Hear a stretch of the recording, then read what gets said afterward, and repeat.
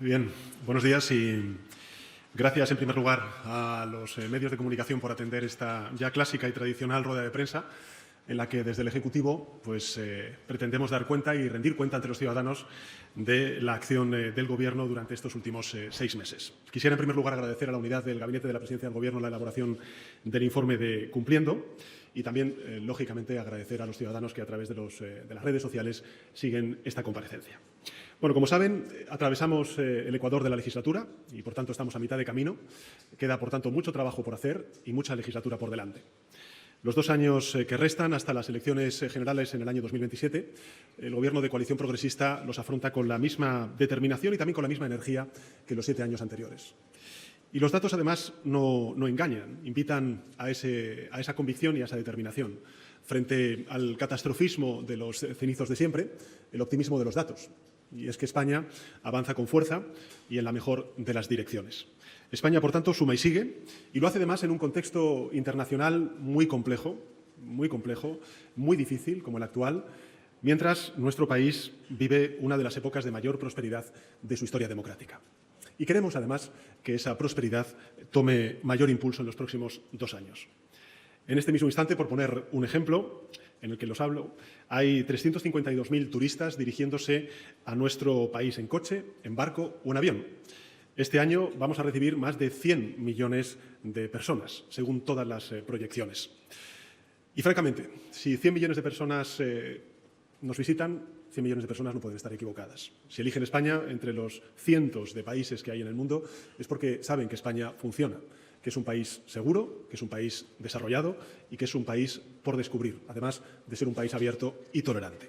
Por eso deciden pasar aquí los mejores días de su año, por nuestras playas, por nuestro patrimonio, por nuestra gastronomía, por su naturaleza, por su cultura, pero también porque tenemos una de las mejores infraestructuras digitales y físicas de Occidente, porque contamos con un sistema sanitario de primera, porque tenemos un tejido productivo vibrante que ofrece unos servicios públicos y unos bienes públicos únicos y porque tenemos las calles más seguras, no voy a decir del mundo, pero casi.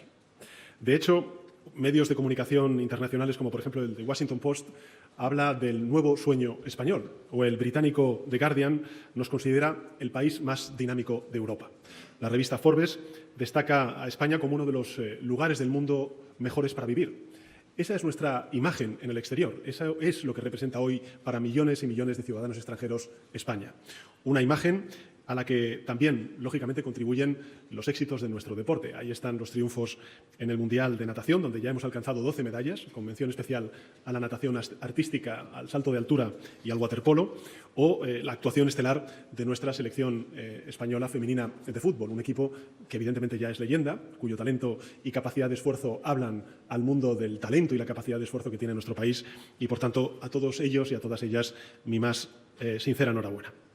En todo caso, volviendo al balance de la acción del Gobierno, creo que muchas de estas realidades, o mejor dicho, vamos a decirlo de otra manera, ninguna de estas realidades que describo es fruto de la casualidad o de la inercia. La prosperidad, el bienestar social, la sostenibilidad ambiental no surgen por sí solos, son el resultado del trabajo colectivo de 48 millones de ciudadanos y de ciudadanas, de los españoles y españolas que evidentemente se dejan la piel por hacer grande su país, de los miles de migrantes que nos ayudan además a lograrlo con su esfuerzo, y son el talento de las pymes, los autónomos, los que logran también ese resultado, así como también las ONGs, las grandes empresas y, por supuesto, todas las administraciones públicas de todo signo político a las que quiero agradecer también su esfuerzo en esta comparecencia. Pero también es evidente que, en parte, la buena evolución de España se debe al proyecto del Gobierno de coalición progresista que tengo el honor de presidir desde hace 7 años a esta parte. Y en ese contexto, como saben, y en el ecuador de la legislatura, conviene recordar que hace 2 años nos fijamos 5 grandes prioridades para esta legislatura. Y hoy me gustaría dar cuenta de los avances registrados en cada una de ellas a lo largo de este semestre. Empezaré por la primera, como saben, la economía y el empleo. Y creo que los datos son muy positivos, porque otro año más y por tercer año consecutivo, y a la espera de ver cuál es la evolución del Producto Interior Bruto que conoceremos en el día de mañana, de la contabilidad nacional trimestral, pero bueno, por tercer año consecutivo España será la gran economía europea que crezca o que más crezca según todos los organismos internacionales. Y lo haremos además creciendo por encima del conjunto de la Unión Europea, de las economías avanzadas, insisto, en un contexto geopolítico e internacional extraordinariamente complejo, como ustedes saben. En el año 2024, una revista como el The Economist nombró a España como la mejor economía del año y ahora yo creo que vamos camino de volver a quedar muy alto en esa tabla, si no el primero. Un éxito que hace una década pues, nos hubiera parecido imposible. Y ahí está precisamente la gráfica que demuestra el éxito de la economía española y sobre todo en comparación con las economías de nuestro entorno. La Unión Europea en el año 2025 tiene una previsión de crecimiento económico del 1,1%, mientras que para España tenemos una previsión de crecimiento económico del 2,6%. Insisto que mañana tendremos los datos de la contabilidad nacional trimestral, sabremos exactamente si vamos en camino a ese horizonte del 2,6% al final del año. En todo caso, lo que sí que es cierto es que los datos de empleo que hemos conocido hace escasos días sí demuestran que la economía española sigue creciendo de manera muy fuerte, en comparación, lógicamente, con otras economías y en un contexto internacional, como he dicho antes, tan complejo. De hecho, creo que es muy importante el que hayamos roto de nuevo un techo de afiliación a la Seguridad Social del número de ocupados, que está ahora mismo en 22.268.000 personas. Y creo que esto es también muy relevante porque de esos 22 millones de ocupados, 10 millones de ellos, o más de 10 millones de ellos, son ellas, son mujeres. Y no habíamos tenido unas cifras de afiliación de la población femenina tan importantes, tan contundentes como las que estamos teniendo en el día de hoy. Yo creo que esto es muy importante y da muestra del vigor de la economía española y también, lógicamente, de la importancia de la aportación de las mujeres al crecimiento económico y a la prosperidad de nuestro país. Prácticamente 9 de cada 10 asalariados y asalariadas en nuestro país tiene contratos indefinidos. Y eso tiene mucho que ver también con la reforma laboral que aprobamos durante la pasada legislatura.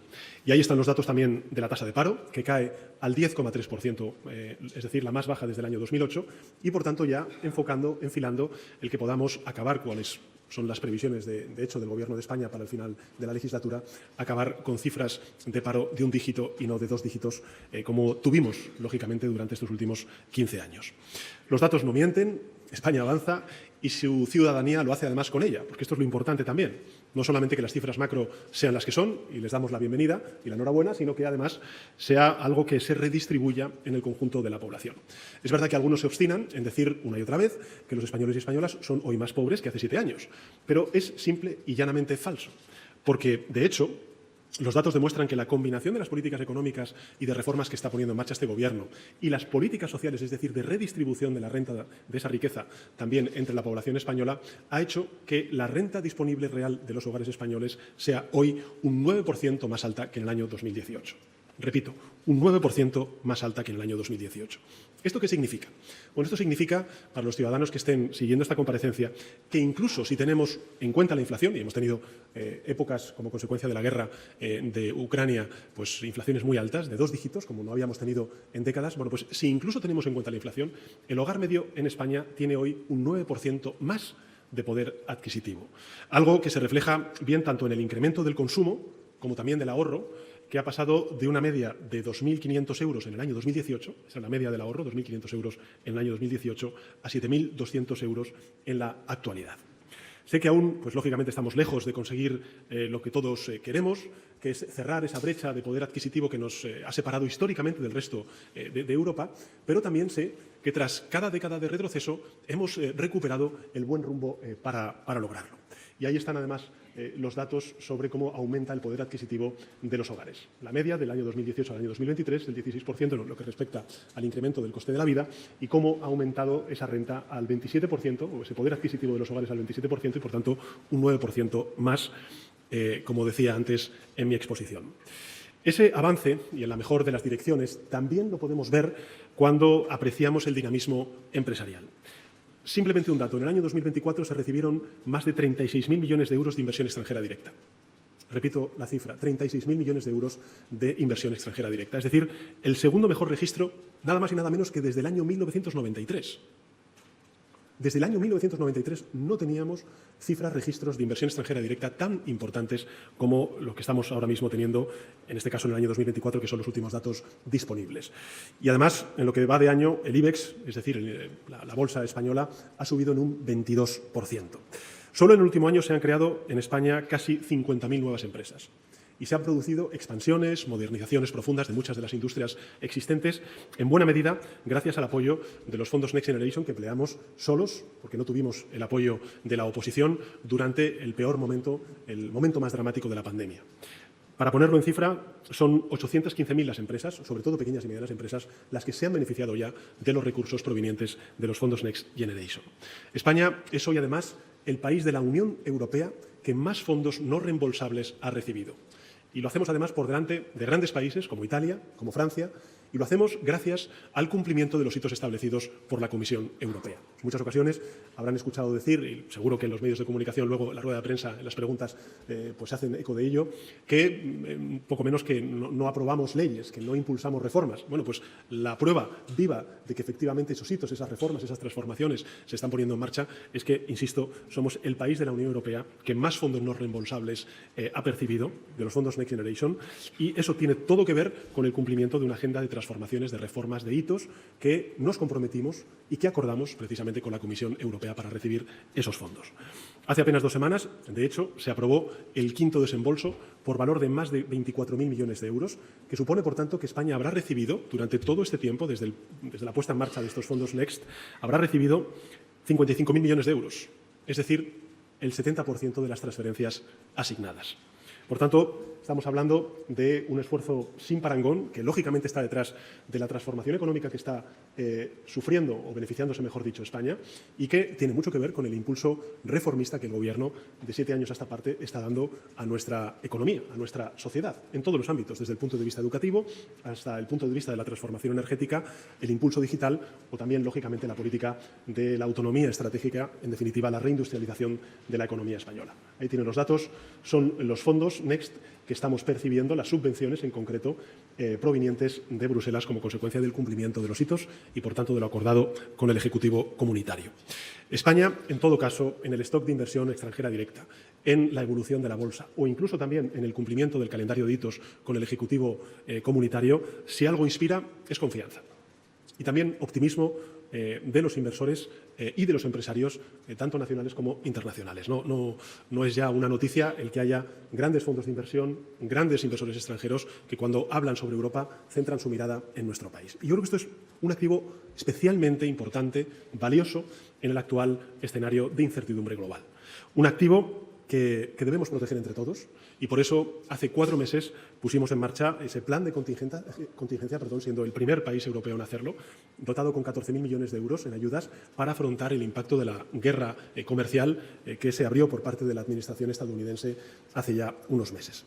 Y por eso también, cuando hablamos en este caso del apagón y de la no convalidación del Real Decreto Ley eléctrico de medidas eléctricas hace una semana en el Congreso de los Diputados, lo que está haciendo el Gobierno de España es ver de todas esas medidas cuáles son susceptibles de ser aprobadas no por un Real Decreto Ley, sino por un Real Decreto que haga que nuestro sistema sea más resiliente, y eso es lo que está trabajando ahora mismo la vicepresidenta tercera del Gobierno. En todo caso, aquellas otras medidas, como ya dije la semana pasada, que necesitarán la convalidación de las Cortes Generales, pues evidentemente volveremos a llevarlo en el Congreso o al Congreso de los Diputados tan pronto como sea posible.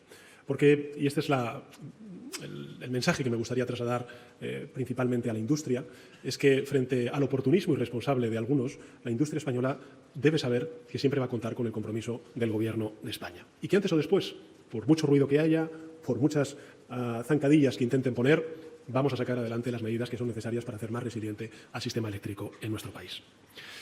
Primera prioridad, por tanto, que fijé hace 2 años, economía y empleo. La segunda, como saben, es la del fortalecimiento de nuestro estado del bienestar. Y yo creo que lo estamos logrando. Hay muchos ejemplos en el ámbito de la sanidad, por ejemplo. Hemos aprobado un nuevo plan de acción de salud mental.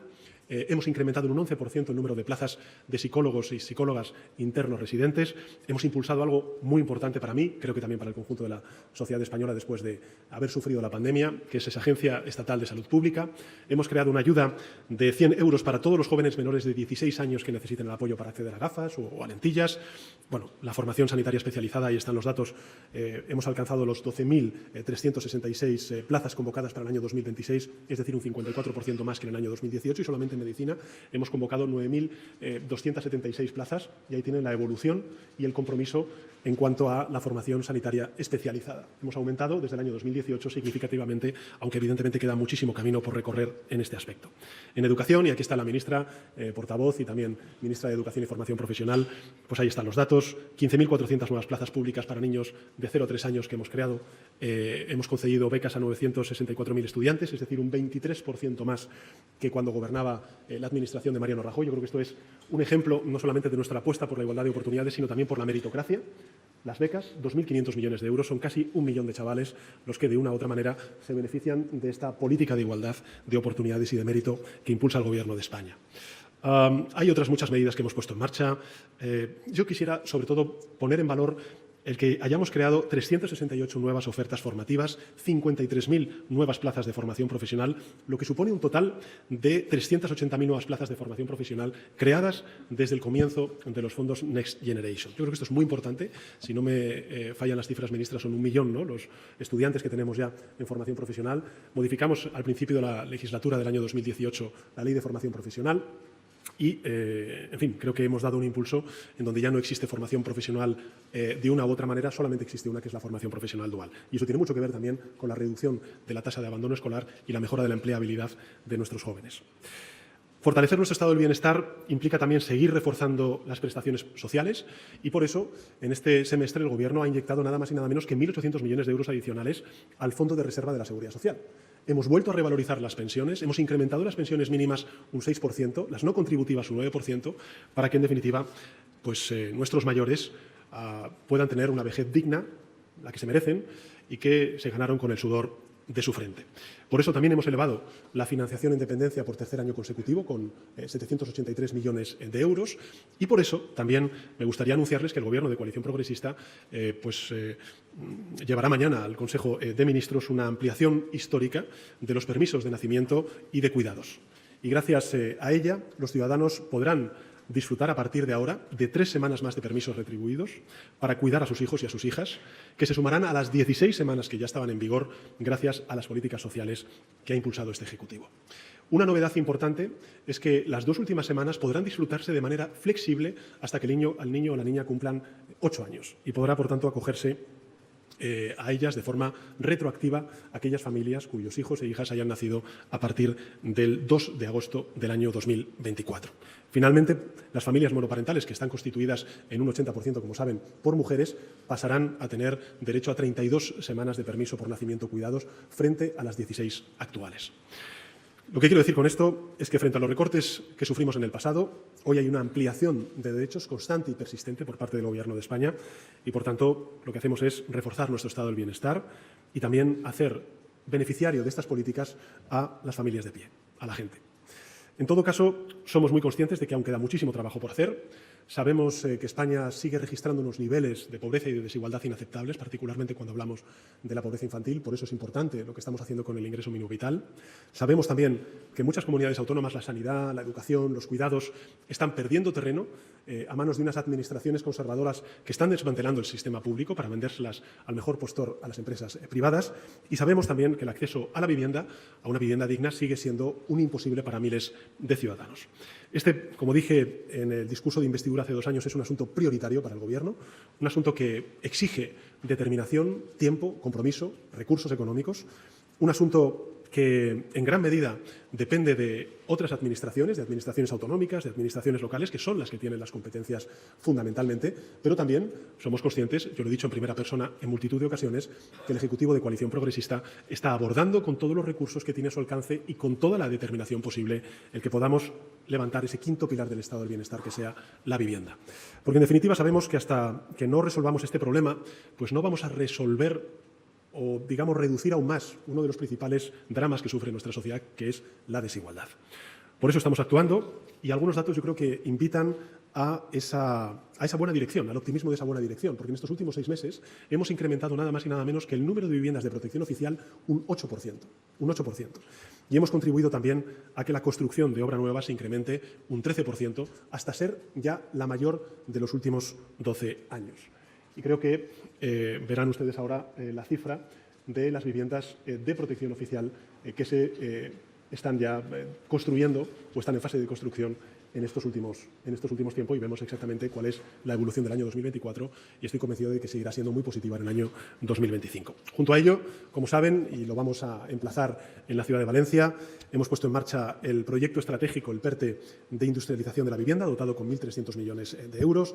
Hemos transformado una empresa pública como es SEPES en la empresa pública de vivienda a nivel estatal, transfiriéndole más de 2 millones de metros cuadrados de suelo público, en los cuales vamos a poder construir hasta más de 50.000 nuevas viviendas de protección oficial o a precio asequible. ¡Qué pereza! Te voy a enseñar algo que sí que mola. Justo eliminamos la Golden Visa, que incentivaba la especulación inmobiliaria. Hemos desplegado medidas para limitar, para controlar la proliferación de pisos turísticos en nuestras ciudades.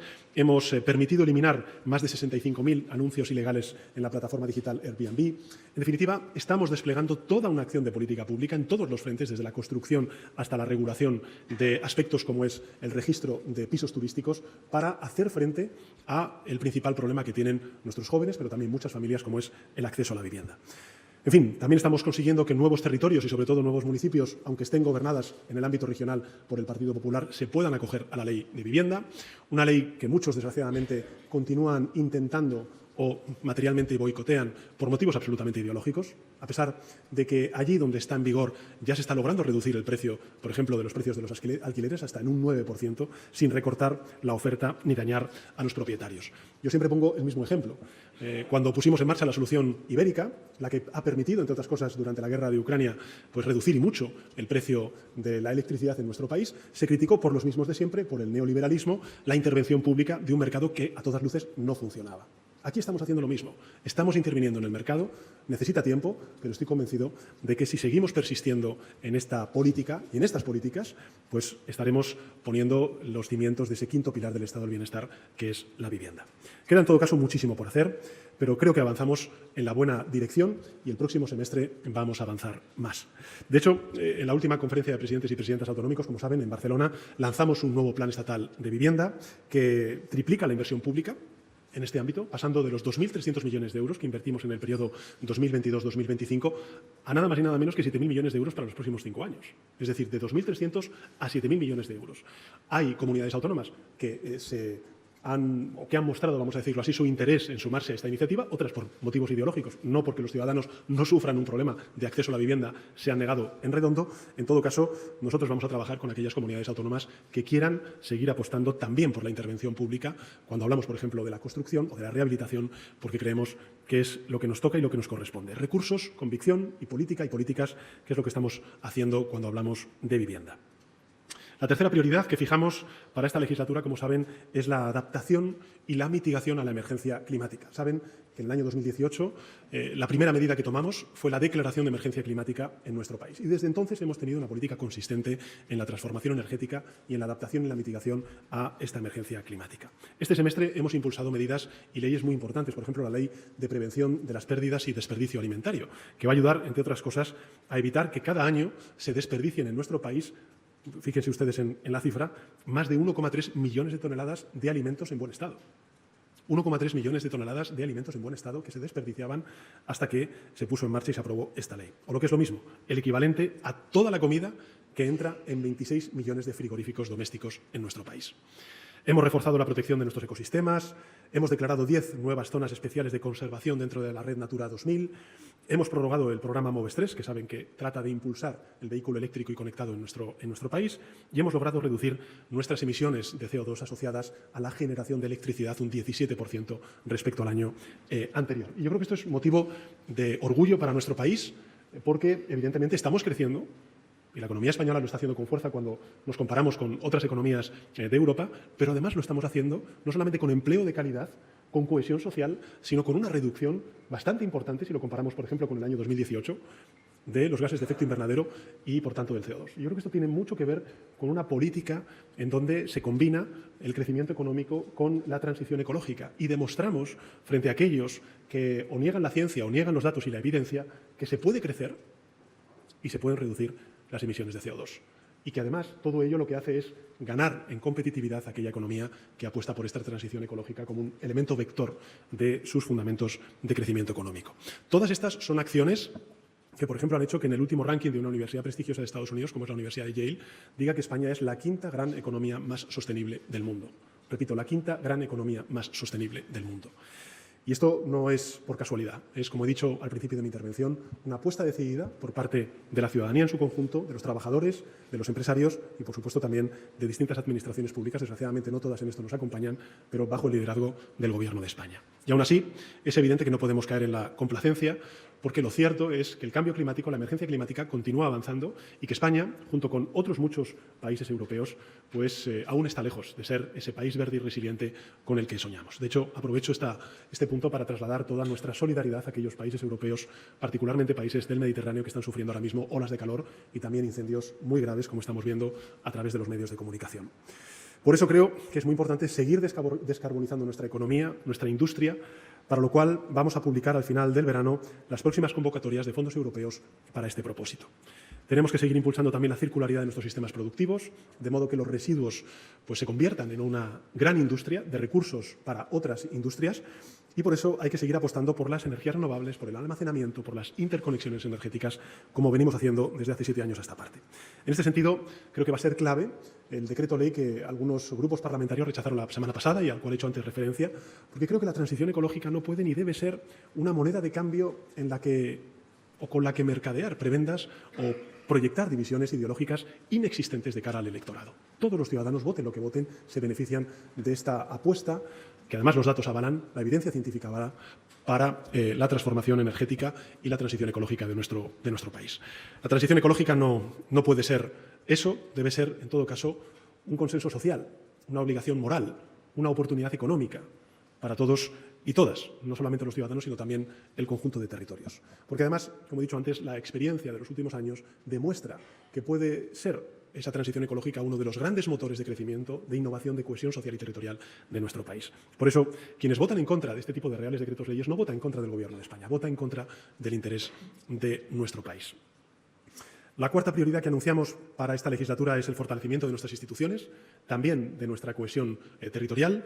Saben ustedes que una de las tareas a las que hemos dedicado más esfuerzo durante estas últimas semanas y meses ha sido la lucha contra la corrupción, a la que creo que hemos respondido con prontitud, con contundencia, colaborando con la justicia y con las fuerzas y cuerpos de seguridad del Estado y poniendo remedio para extirparla de la vida política. A tal fin, el pasado mes de julio, el 9 de julio en concreto, el Gobierno de España presentó un plan ambicioso de lucha contra la corrupción con 15 medidas que ayudarán a reforzar la prevención, la detección y la sanción de prácticas que nunca deberían darse en nuestra democracia y que contaron además con la colaboración de una organización multilateral tan importante como es la OCDE.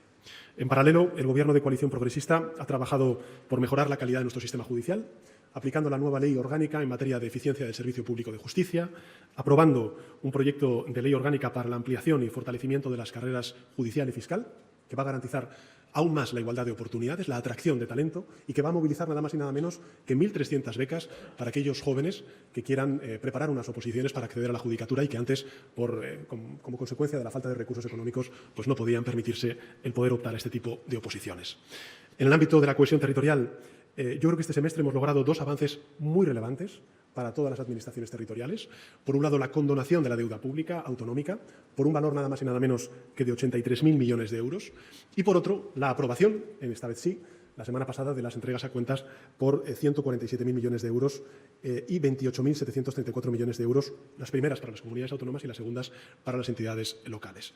Estas son 2 medidas, como digo, muy importantes que van a permitir a estas entidades tener un mayor volumen de recursos, yo diría que el mayor volumen de recursos que han tenido en la historia. Y ahí tienen la evolución de los recursos del sistema de financiación autonómica del que disfrutan ahora mismo las comunidades autónomas como consecuencia también, no solamente de la buena marcha de la economía, sino también del compromiso del Gobierno de España con la cogobernanza. Tienen ahí datos que son absolutamente históricos y, desde luego, que no tienen parangón si los comparamos con lo que nos dejaron allá por el año 2018 la Administración conservadora. Sí quisiera también recordar una de las principales leyes de esta legislatura, que es la Ley de Amnistía, que ha contado con el aval del Tribunal Constitucional, que avaló la plena constitucionalidad de la Ley de Amnistía. Yo creo que esta es una extraordinaria noticia para un país que trabaja por el reencuentro y la convivencia entre los pueblos de España. La quinta y la última prioridad a la que me gustaría referirme es la política exterior. Una política exterior ambiciosa que yo diría también está comprometida con el derecho internacional. Hace 2 años me comprometí a seguir elevando el perfil internacional de España, a usar ese perfil para defender la solidaridad, la apertura al mundo y la paz en un mundo cada vez más azotado por diferentes guerras. Y creo que con coherencia y con la misma determinación, tanto en Europa, cuando hablamos de la guerra de Putin en Ucrania, como en Oriente Medio, cuando hablamos de la catástrofe humanitaria que está sufriendo el pueblo palestino. Ante países humildes, ante líderes de países poderosos, esa coherencia también se ha practicado y creo que honestamente lo estamos logrando. Y no lo digo solamente de palabras, sino también con hechos. Y creo que además, vote lo que vote la ciudadanía, estarán muy en línea de una manera ampliamente mayoritaria con las políticas que hemos conseguido y que estamos impulsando en materia exterior por parte del Gobierno de España. Hemos mantenido una posición firme, también constructiva, respecto al 5% en el presupuesto en defensa en la cumbre de la OTAN en La Haya. Hemos alcanzado un acuerdo histórico con el Reino Unido sobre Gibraltar. Hemos comprometido un nuevo paquete de 1.000 millones de euros en asistencia militar a Ucrania, al tiempo que estamos abriendo una casa de Ucrania para apoyar a los refugiados y refugiadas que se cuentan ya por más de 245.000 en nuestro país, e impulsar también la reconstrucción de Ucrania, auspiciando nuevas condenas al gobierno del primer ministro Netanyahu, en la Comisión Europea, en Naciones Unidas, articulando con otros 192 países un nuevo impulso financiero al sistema internacional para el desarrollo, gracias a la celebración en la ciudad de Sevilla de la Cumbre de Naciones Unidas al respecto, y anunciando un plan ambicioso para aumentar y optimizar el apoyo al multilateralismo, ahora que hay potencias occidentales, que saben ustedes, las tienen en mente, que están recortando, cuando no reduciendo, su presencia en el orden multilateral. Mención especial creo que exige, de nuevo, la catástrofe humanitaria en Gaza, porque la hambruna en Gaza es una vergüenza para toda la humanidad. Y detenerla, por tanto, es un imperativo moral, es un imperativo humanitario y es un imperativo político. Y en este sentido, les comunico que el Gobierno de España está preparando un envío de miles de kilos de alimentos para la franja de Gaza, que si las circunstancias no cambian, y esperemos que no cambian, exigimos que no cambien, se producirá este viernes desde el territorio de Jordania y mediante el uso de paracaídas y aviones A400 de las Fuerzas Armadas españolas. No es, evidentemente, una solución al hambre, lo sabemos, pero confiamos en que, unido a los envíos de otras naciones, sea un mínimo alivio. La solución la sabemos, la solución verdadera es que el primer ministro Netanyahu y su gobierno active cuanto antes un alto el fuego, abra definitivamente y plenamente el corredor humanitario terrestre y acabe con esta barbarie. En fin, el Gobierno prometió desplegar una agenda internacional ambiciosa, coherente. Yo creo que lo estamos haciendo. Nuestras acciones, además, demuestran un compromiso real con la paz, con la solidaridad, con la colaboración entre naciones, porque nosotros sabemos que el pensamiento de suma cero, que algunos están tratando de convertir en el nuevo principio vertebrador del orden global, pues no funciona, es injusto y además es peligroso, porque la humanidad progresa cuando colabora y se hunde en el agujero cuando se enfrenta entre sí. Hemos visto a lo largo de la historia muchas veces esto que digo y, por tanto, no hay necesidad de volver a verlo ahora.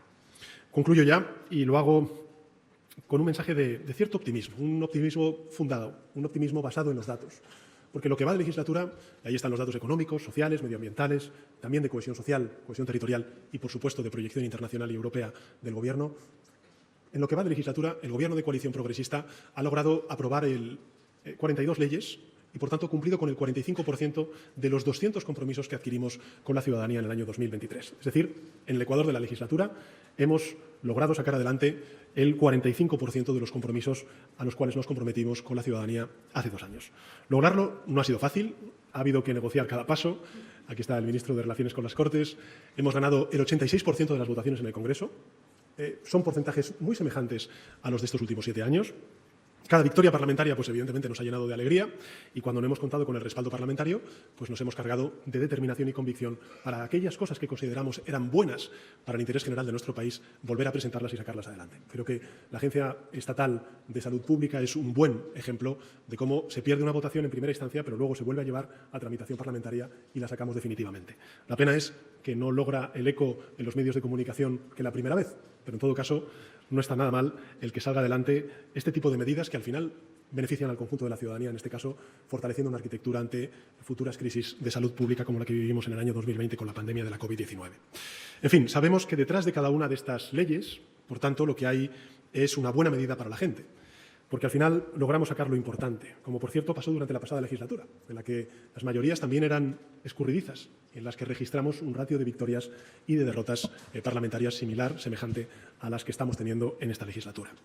Bueno, en los próximos 2 años vamos a seguir por este camino, vamos a pelear cada votación, cada ley, no hay otra, velando por los intereses de la mayoría social frente a los privilegios de las élites e impulsando una agenda social, económica, medioambiental, progresista, ambiciosa, una agenda que merece la pena y cuyos resultados saltan a la vista para aquel que realmente quiera verlos.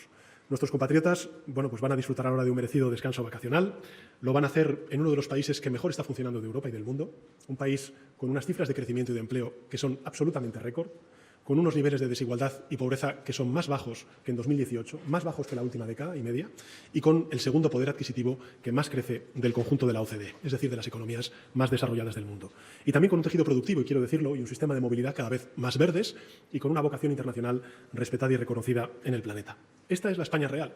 Evidentemente no es un país perfecto, que se enfrenta a retos pendientes, a desafíos futuros muy notables, pero que mejora año tras año en la mayoría de indicadores y que es contemplada en medio mundo como un modelo de éxito a seguir. Esa es la España que hemos construido, la que estamos construyendo, la que tenemos y la que queremos, la España que suma y sigue, la España que avanza con fuerza y en la mejor de las direcciones, que siempre es adelante. Y con esto, director, pues quedaría a la espera de las preguntas de los medios de comunicación, no sin antes agradecerles a todos ellos y a los ciudadanos que hayan seguido en las redes sociales esta comparecencia su paciencia. Hola, ¿qué tal? Buenas tardes, presidente, y gracias. Usted ponía ahora en valor las votaciones que han ganado en el Congreso, pero hay algo que todavía no han presentado y lleva ya 2 años sin hacerlo, que son los presupuestos.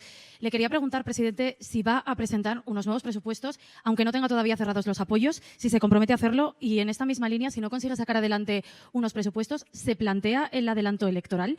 Y luego, en segundo lugar, desde el Gobierno, desde su equipo, insisten en que tienen una mayoría parlamentaria, pero es verdad que los socios de investidura cada vez marcan más distancia. Lo vemos también, por ejemplo, cuando unen sus votos a los del Partido Popular. Le quería preguntar cómo va a recuperar usted la confianza de los socios y por qué está tan seguro de que va a seguir manteniendo esos apoyos. Gracias. Muchas gracias por sus preguntas. Sobre la primera, sí, el Gobierno de España presentará los presupuestos generales del Estado para el año 2026. En segundo lugar, vamos a elaborar unos presupuestos generales del Estado que sean mejores desde el punto de vista social, que ya son muy buenos, por cierto, con los cuales está trabajando el Gobierno de España desde hace unos años, y trabajaremos con todos los grupos parlamentarios para sacar adelante esos presupuestos generales del Estado, esos nuevos presupuestos generales del Estado. En todo caso, también le diré una cosa. Yo lo he dicho en algunas de las conversaciones que he tenido con ustedes, tanto públicas como privadas, no fuera de micrófono, y es que, además de los presupuestos generales del Estado, tenemos una herramienta fantástica para la transformación, el crecimiento económico, la creación de empleo y la modernización de nuestro país, que son los fondos europeos. Y los fondos europeos son también otros presupuestos, es otro carril que incorporamos en ese compromiso de modernización, de crecimiento económico, de creación de empleo y de cohesión social. Claro, usted me dice, ¿va a presentar los presupuestos? ¿Y qué hace si no los aprueba? Mire, vamos a trabajar para que se aprueben. Pero es que, claro, usted quiere ya responder a todas las preguntas antes siquiera de haber presentado esos presupuestos. Vamos a trabajar, somos un gobierno en coalición con una minoría parlamentaria y trabajaremos con todos los grupos parlamentarios para persuadirles de que son unos buenos presupuestos para hacer frente a los desafíos que tiene nuestro país por delante. Las legislaturas duran 4 años. 4 años. Las elecciones generales serán en el año 2027 y ya les adelanto que el Partido Popular, cuando se celebren esas elecciones generales, al día siguiente pedirán un anticipo electoral como llevan haciendo desde hace 7 años. No sé si será el señor Feijóo quien pida de nuevo ese anticipo electoral, pero ya les adelanto que eso es lo que le va a pasar al Partido Popular, que lleva 7 años pidiendo elecciones todos los días del año. Y claro, si al final su estrategia, que ya está contrastada porque sigue en la oposición, es la misma, pues poco podemos decir. Son un disco rayado, piden lo mismo, la alternativa ya sabemos cuál es un gobierno de Feijóo con Abascal, pero además yo creo que la alternativa es lo que está poniendo en marcha este gobierno, con datos, con hechos, con números que demuestran que España crece como la que más en Europa, crea empleo como nunca se ha creado en estos últimos 15 años en nuestro país y reduce la desigualdad, pues como no teníamos desde hace 3 lustros. Por tanto, yo creo que hay motivos de sobra para seguir determinados en esta política de transformación, de reforma, de modernización y de cohesión social y territorial. Mayoría parlamentaria. A ver, nosotros tenemos un socio de gobierno, que es Sumar. El resto, efectivamente, son grupos parlamentarios que de manera simétrica unas veces votan con nosotros y otras veces no votan a las propuestas que hace el Gobierno de España. Pero no hay una mayoría en el Congreso de los Diputados ni con una orientación ideológica ni con otra orientación ideológica. El hecho cierto es que algo muy común en las democracias europeas, como es la fragmentación parlamentaria en las Cortes Generales españolas, el único partido que puede articular mayorías en positivo, no en negativo, es el partido que yo me honro en dirigir y el gobierno que yo me honro también en liderar. Por tanto, creo que no hay nada nuevo bajo el sol. Son 7 años de un gobierno de coalición en minoría parlamentaria, pero un gobierno que, y ahí están los datos de la propia Comisión Europea, acaba de desembolsar más de 24.000 millones de euros porque hemos cumplido con la agenda de reformas y con los hitos que acordamos hace ya más de 5 años con la Comisión Europea para precisamente... Deja de hacer esto. Te muestro 3 errores de iPhone que hacen los mayores. El primero es eliminar fotos manualmente. El segundo es borrar todas las aplicaciones del teléfono. El número 3 es comprar almacenamiento en la nube. Estos 3 errores nunca pueden liberar el almacenamiento de tu iPhone. Abre esto, optimiza el almacenamiento. De apertura, de capacidad de negociación, de escuchar a los grupos parlamentarios, de ponerse en su piel, de saber exactamente que también sus intereses son legítimos. Bueno, eso es lo que hace el Gobierno de España desde hace 7 años. Quien no hace esto, pues es quien está en la oposición. Insisto, es que ahora mismo el jefe de la oposición solamente puede pactar, y de vez en cuando, con un grupo político, que es Vox. Y cuando llega a acuerdos, ya estamos viendo a qué tipo de acuerdos llega en las comunidades autónomas donde cogobiernan. No hay avances de derechos. Lo que hay es un retroceso, una involución. Bueno, yo no quiero eso para mi país. Y creo que además, en un momento en el que tenemos esa coalición ultraderechista, tanto dentro como fuera de los gobiernos, ya sea a nivel autonómico o municipal, pues es muy importante la acción del gobierno de coalición progresista, porque nosotros somos, al final, quienes salvaguardamos, por ejemplo, la vigencia de la Ley de Memoria Democrática o los avances en igualdad de género, o el compromiso en las transformaciones energéticas vinculadas con las energías limpias en la lucha contra el cambio climático. Si no fuera así, hoy España tendría una involución al cuadrado, no solamente en esos territorios, sino también a nivel estatal. Por tanto, es muy importante, es muy relevante la acción del Gobierno que está teniendo el Ejecutivo Central, no solamente en esa hoja de ruta de avances, sino también a la hora de salvaguardar los derechos ya conquistados, consolidados, y que bueno, pues están viendo restringidos o cuestionados en el ámbito de sus competencias, allí donde gobierna el Partido Popular con el apoyo de Vox.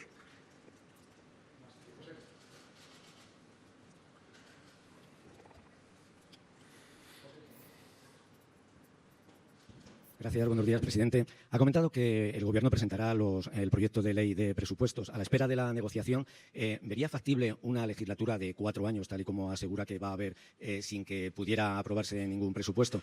Y esa presentación de presupuestos conlleva la necesidad de negociar con sus socios. ¿Ve posible que sea posible un acuerdo con partidos como Podemos, que están en una escalada de críticas hacia el Gobierno? Y si en el próximo curso político será el momento en el que podría verse con el expresidente Puigdemont, como ya había expresado su intención, para conseguir su apoyo a esos presupuestos. Gracias.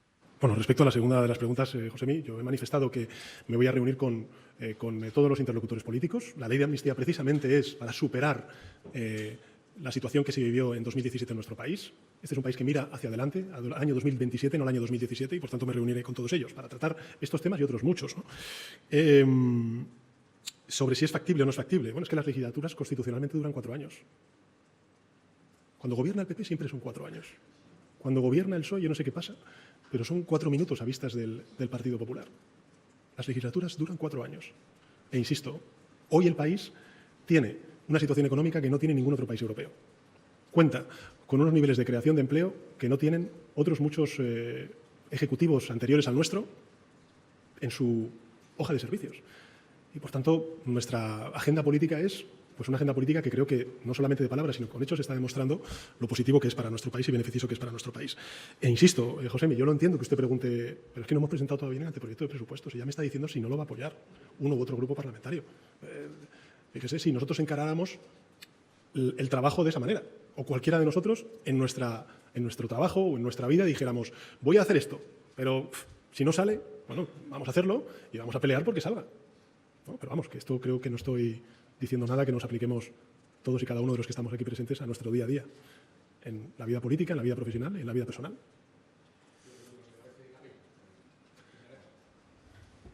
Sí, presidente, buenas tardes. Ya ha dicho que va a pelear cada voto, que va a intentar persuadir. No le ha contestado a Josemi sobre Podemos. Yo le quería preguntar, 2 de los aliados que... Los grupos parlamentarios, es que necesitamos todos los votos. Yo decía, 2 de Al los mismo tiempo, aliados, como la película. de los, aparte de socios, 2 de los aliados habituales, por ejemplo, Esquerra y Junts, las últimas horas, el señor Junqueras y el señor Puigdemont le han advertido sobre financiación singular, que está muy decepcionado el señor Junqueras, y el señor Puigdemont que pide que apoye o que impulse esa amnistía política que no se está aplicando jurídicamente. ¿Cree que les puede persuadir con estos mimbres que hay en estos momentos para continuar? Usted dice que tiene las pilas puestas, que está fuerte, pero ¿cree que esta segunda parte de legislatura no es con cierto vértigo que se puede afrontar en esta situación? Creo que he respondido.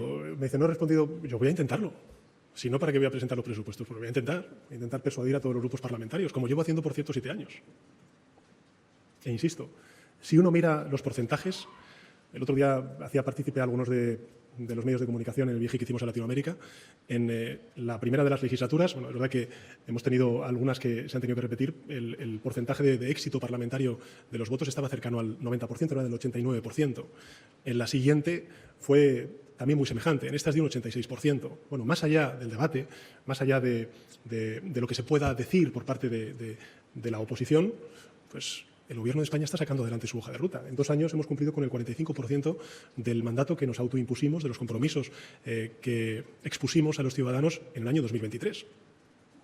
Entonces, había muchos sesudos analistas y también grupos parlamentarios, los de siempre, que decían que el Gobierno no iba a durar ni 12 meses y que había que esperar a que constitucionalmente, después de 12 meses, se pudieran convocar las elecciones.